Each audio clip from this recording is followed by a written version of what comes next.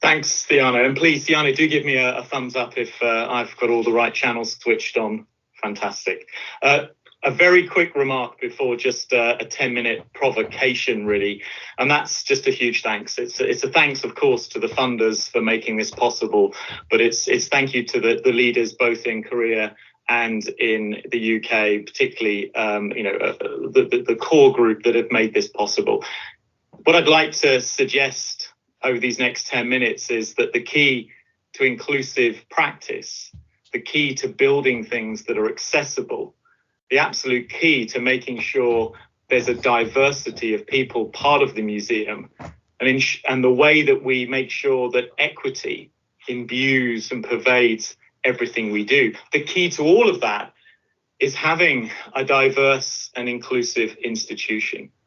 What I'd like to suggest is that the place where we should start when we think about a conversation around accessible design and building an inclusive museum and thinking about digital provision that is inclusive as well as innovative, the place where we start is the museum itself, is the workforce, is the organizational shape, is the work practices, the vision and mission, the processes, the culture, the supporting of staff within the organization.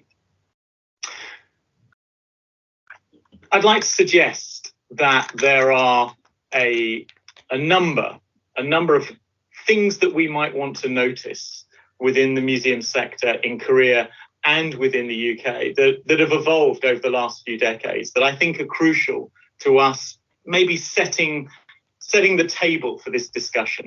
Let me take you through what I mean. I think it's worth noticing the motivations, why our practice in this area with technology, why museums have wanted to use digital technology, why that has changed. I think we should notice who has been leading, who are these practitioners, who are these academics that are framing this inclusive practice.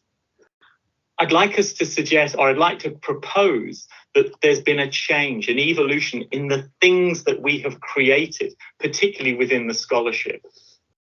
And I'd like to suggest that there's been an evolution over this last generation, if not two generations, in how we have done all of this, how we have generated these inclusive, diverse products, and how we have built inclusive research projects that have driven museum technology.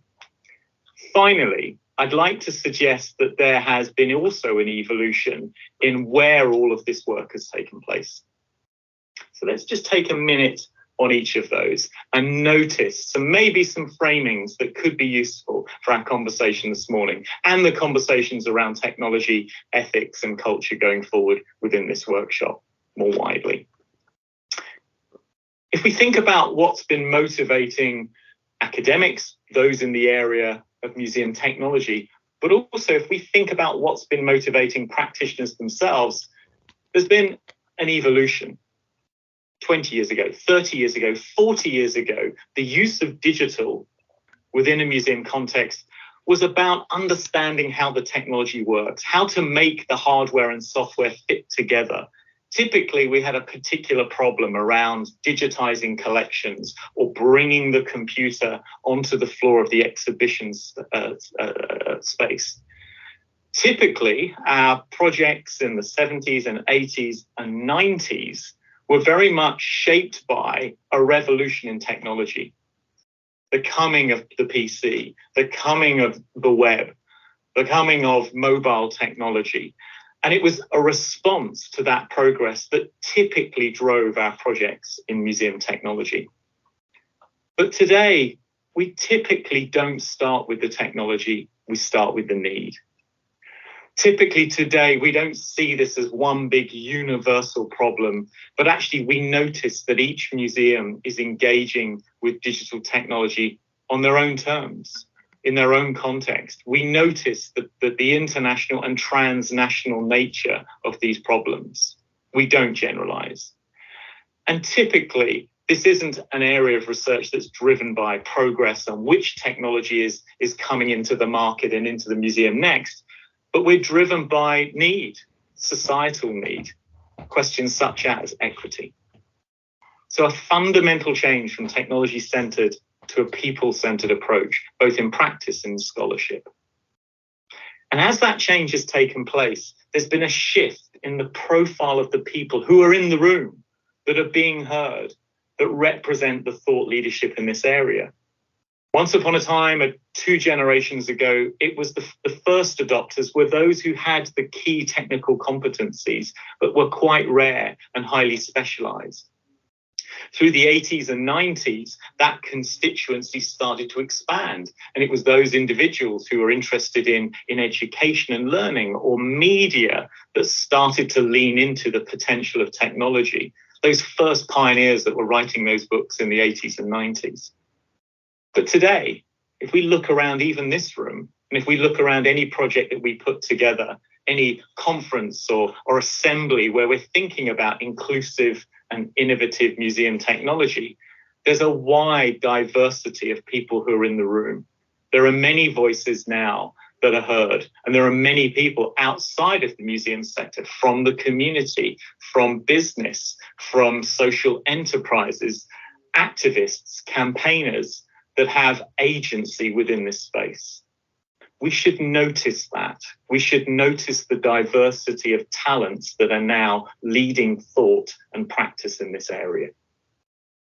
We should perhaps also notice that the things we make, the things that we're creating within this research and scholarship, have evolved substantially over the last 30 or 40 years. Once upon a time, a project like this would want to produce a really good handbook or instructional guide or a manual just to explain to museum practitioners how to use technology. Through the 80s and 90s, we started to step back from those guides and handbooks and to intellectualize them, to reflect on them, to critique them, to start asking more difficult questions, sometimes more skeptical questions about what the virtual represented to the museum. But today, look at the projects around you. Look at what museums are generating. Look at what scholars are trying to create and frame for the sector. And what you'll see are enabling tools, things that are useful, things that can provoke, things that are exciting, things that can be used by practitioners and audiences and academics alike. Not just the instructional guide or the smart intellectual academic essay, but a podcast or a framework or a resource or an auditing tool that can help build digital confidence. Let's think about the process and where in this last couple of minutes. Again, a generation or 2 ago, it was experimental, our work in this area. We weren't stepping back and having these reflective, expansive conversations as we are today in this workshop and going forward in the other workshops. Our challenge was about how to get the technology to work. So we were building on each other's knowledge to see collectively whether we could figure out what technology was doing in this context. In the generation that followed, we started to be more creative. We started to build projects that were much more about evaluating what we've made, starting to think of other ways of designing interfaces in creative ways. So we now knew how to make things. Now we were reflecting on whether those things that we had made were of value. But again, look around you today. Look around Korea. Look around UK. See those leading projects, those government projects, those academic projects, those projects led by key practitioners.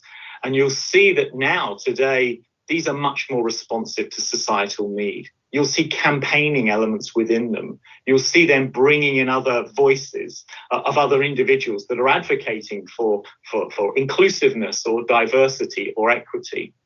Finally, we have a conversation around museum technology that is purposeful, socially purposeful, engaged in questions around equity and access. We're being digitally purposeful. Final 30 seconds. Think about where we're working. We used to work in closed projects behind closed doors. We were trying to figure things out. We didn't necessarily want to share failure.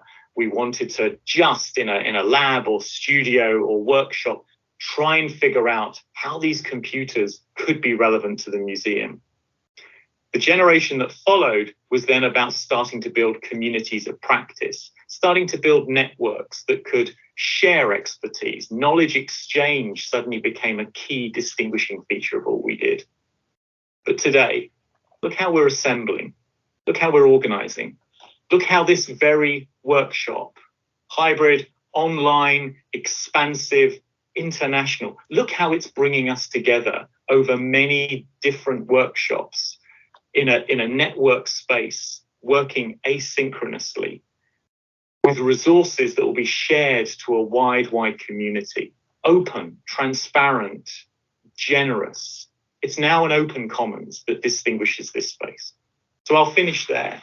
Let's just notice that shift then that's taken place in the background, the context, the backdrop to these conversations over these workshops, a shift to a very different set of characteristics that I think distinguish that relationship between inclusion and innovation today.